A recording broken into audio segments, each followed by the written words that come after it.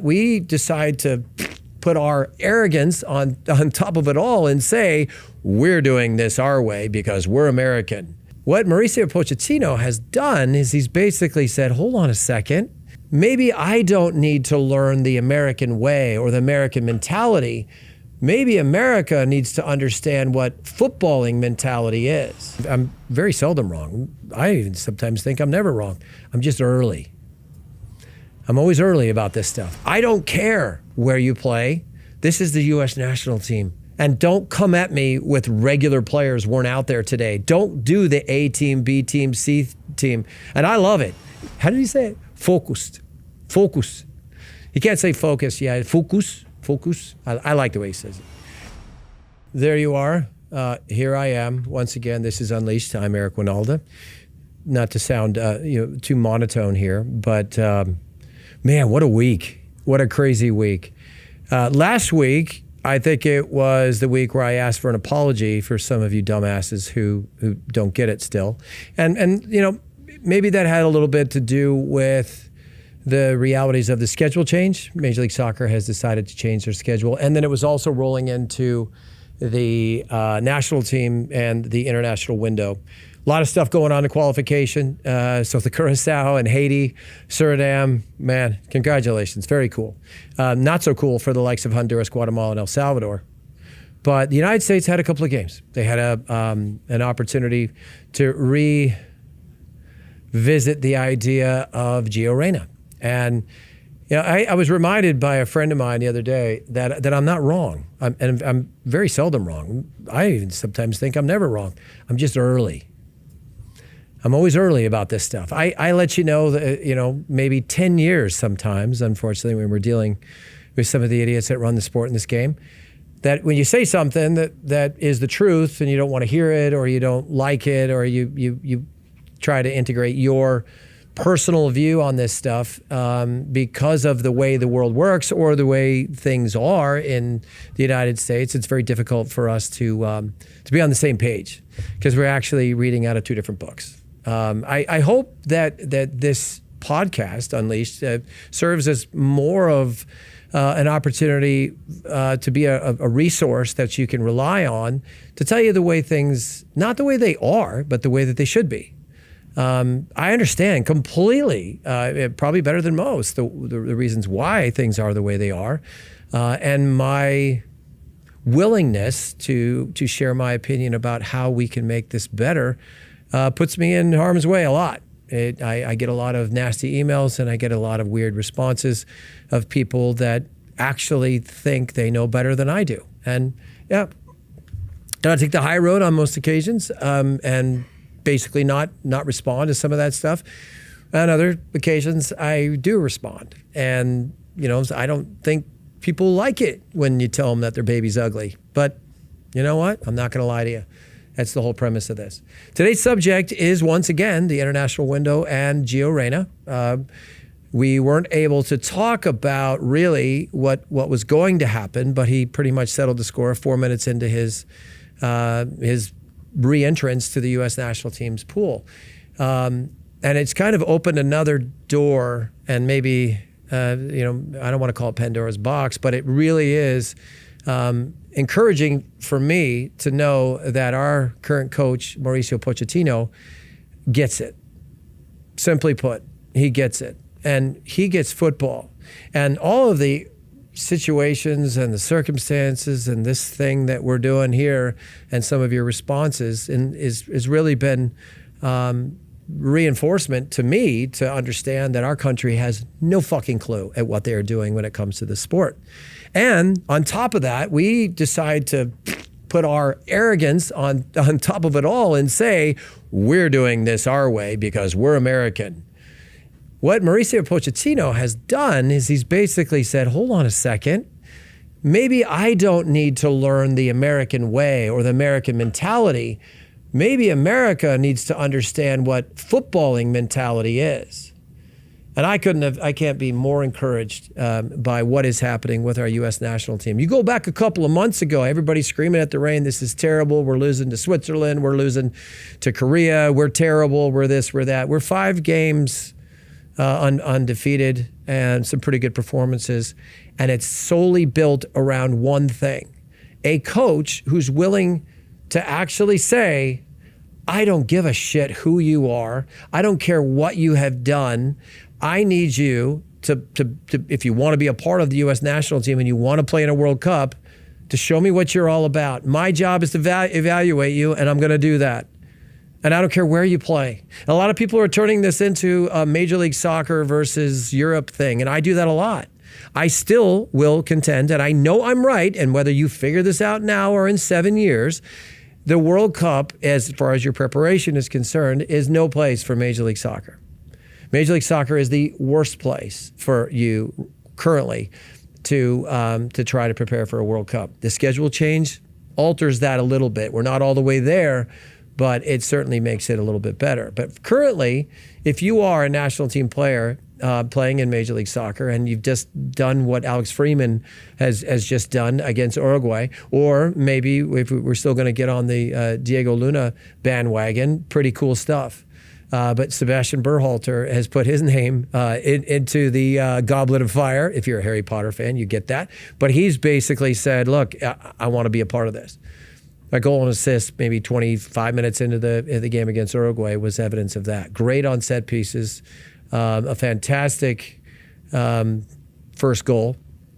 But, if we go back in our memory, it was Marcelo Bielsa who said it to one of his players who he encouraged not to play in Major League Soccer, that league will make you lazy. Now, a lot of the MLS, bandwagoners, they're all saying, oh, look at that, Marcelo Bielsa. You just got scored on in the first half by four goals by 3 players who play in MLS. You don't know what you're talking about. This is the essence of the problem. Whoever's doing that personifies the problem. You are an idiot. And you're the one that has to come to terms with that. And again, you'll probably come to terms with it long after this podcast is aired. Could be years from now, could be months from now. But maybe you'll come around and figure it out. To be honest, I'm starting to give up on most of you. But I do care about our U.S. national team, and I hope that we are able to compete in this World Cup. And the mentality switch and the mindset that Mauricio Pochettino has now put on us is that I don't care where you play. This is the U.S. national team. And don't come at me with regular players weren't out there today. Don't do the A team, B team, C team. And I love it. Man, I got caught up in that. I was doing that. I was saying, well, these aren't the real starters. He's the guy that gets to decide who the starters are. We've employed him to do that. And that's exactly what he's doing. And a 5-1 destruction of Uruguay the other night with a bunch of guys that we don't consider to be our regulars or starters. Penciled in for now. They're not the guys that are going to get it done in 2026 because there's other guys that are better than them, and they're the ones that are going to play the Weston McKennies and the Tyler Adams of the world, the Christian Pulisic. They'll be the starters, and these guys that participated in that game the other night won't be. You're going to have to get out of that mindset. Because the mindset of the coach who is making the selections doesn't care right now about where you play. He just wants to put a team together, which is the best version of what our team can be. And they will be his players. We've lived this before. You've seen other coaches kind of, pick their guys to implement their ideas. But I think what is happening right now is our U.S. national team is being introduced to real football. And I encourage you to just get on board with that. Stop throwing rocks at Mauricio Pochettino. The guy knows what he's doing. His track record would tell you that. I know there's been other pundits who had problems with his choices or the way that he has built his team, but this guy knows what he's doing. I think one of the key things that has kind of resonated with me is when he was asked, did you have any conversations with the players that you didn't select for this last trip? And his immediate response was, why would I call somebody who isn't here? That's kind of a really important moment if we're being honest. All these kids on their entitlement and they bubble wrap it, and we got to talk to them the right way, and we have to say the right things because we certainly don't want to hurt their feelings. He doesn't give a shit. If you didn't get called in, you didn't get called in. Other guys got called in. I'm going to spend my time talking to them. That's my job. And if that ruffled your feathers, if there's anybody out there that thought, well, he didn't even call me to tell me that I didn't make it. Good. Let that kind of sink in, whoever you are. Let that be the fuel that makes you really wanting the call in March. You want to be a part of this. You're going to be sitting by the phone. You're not going to be out to dinner going, I'm sure they've already sent the email. I'm definitely going to make the list. I want you on pins and needles. I want you worried about it. It's the one thing that we've never had with guys that actually think that they've already got a ticket on that plane. Mauricio Pochettino is going to pick his team. And you've got to do whatever is necessary to make sure you're on it. Whether you're a good teammate, that when the guy that's competing for the same spot as you are, you're the first guy to jump off the bench and to give it a fist pump, not sit there and sulk and say, well, I didn't get to play today. There's a lot of things that goes into building a team. In Mauricio, I trust right now. That's what I'm coming at you with. Now, I started this thing talking about Gio. I want to continue to talk about Gio. There's a lot of people out there that have said, and rightly so, he's not getting a lot of playing time right now. He was kicked out of Dortmund. But they didn't really get into the realities of what does that mean? What does all of this mean? Let's think about the last 3 years that this kid has been through, right? Yeah, his parents acted up, sent a bunch of emails. We had an investigation on a coach because they made some accusations that needed to be investigated. The thing got crazy. It went to the to an 11, if you will, and everybody was freaking out. They rehired Greg Berhalter anyway, and then they've let him go, and he's gone to Chicago. But now his son's on the team. And if you didn't understand what an incredible moment that was the other night when Gio Reyna comes into the game, Berhalter is still on the field, and they get a free kick. And if you remember, Gio's holding the ball up to his face so they can have that conversation. And the fact that these two boys, men, were grown up enough, intelligent enough, and had the class in that situation was very impressive to me. Berhalter ended up taking the free kick. He hit the wall. And if you watch the way it all plays out, he almost, in an apologetic way, as he chases the ball to the corner for the corner kick, tries desperately to get the ball to Gio so that that he could include him in the play, as if to say, man, I thank you for letting me hit that one. Maybe you'll get the next one. Who knows? Gio did get an assist in the game. It was a good one to Tessman. And his inclusion wasn't great. He just simply was another guy out there in a game that was starting to spin out of control at 5-1. It was see it through. We didn't need any more bench clearing brawls to make our point. We had already done it through 5 goals. And one of the best results we've ever had against a South American team, certainly the best we've ever had against the likes of Uruguay. It's the first time we've ever scored 5 goals on a country which has won the World Cup. I could throw a bunch of stats at you, but that's not my style. What I want to dive into here is the ability for our fan base and our supporters to understand that we now have a coach who is implementing don't get married to the style of play, the philosophy, to the game model, to the system that we are playing in. This is a mindset switch that was necessary.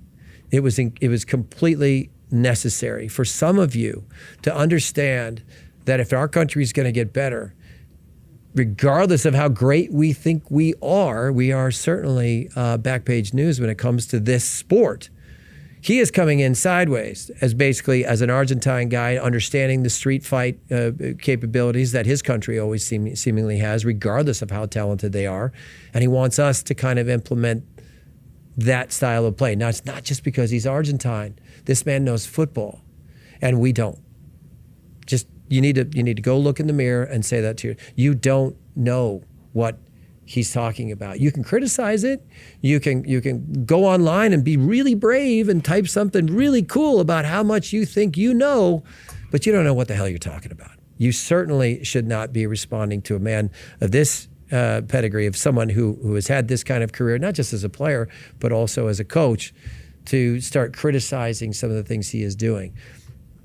The bottom line when it comes to Gio, we've said this before, Jude Bellingham, the cream always rises to the top. This is a guy who's having his own problems with the media and his country, but those two are friends, and I'd venture to guess that Jude Bellingham knows Gio Reyna really well, and he knows how talented he is. He also understands all the circumstances that this young man has tried to live through in the last couple of years. And the fact that he has hit the reset button and is in pretty damn good form has changed clubs, changed agents, changed everything about his life. He's gotten married, everything that seems to have a balance. Let's pay attention to this. Let's pay attention to what becomes of Gio Reyna in the next couple of months. One, I'm praying he stays healthy. That's one. But my guess is, and we've already been over this, I'm right, and I'm never wrong. I'm just early. So maybe you'll have to come back to this version of Unleashed when the World Cup team is announced and we start thinking about playing games, that I said this now. Gio Reyna will be a starter in the World Cup team. He will. And that's simply because he gets it too.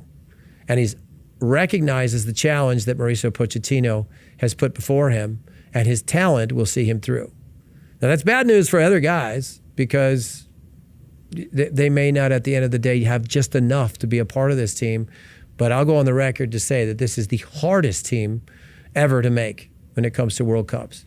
26 guys get to make that trip, and it's never been this hard to pick which guys make it on the plane.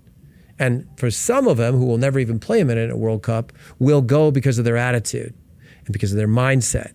Because their mindset right now needs to be very, in Mauricio Pochettino's words, how did he say it? Focused. Focus. He can't say focus. Yeah, focus. Focus. I like the way he says it. I think there's a part of him that I think we can all identify with, but leave him alone. Let the man work. Leave Gio alone. Let the man play. Stop getting on your computers and your devices and saying a bunch of stupid shit you don't understand. It's not getting us anywhere, and it's not helping us become a better soccer nation. Just because you feel like, oh, this is great, that people are being critical, I can tell you without hesitation, nobody over there cares what you say. They're going to do it their way, and their way happens to be the right way. That's been another version of this. I will watch for your comments.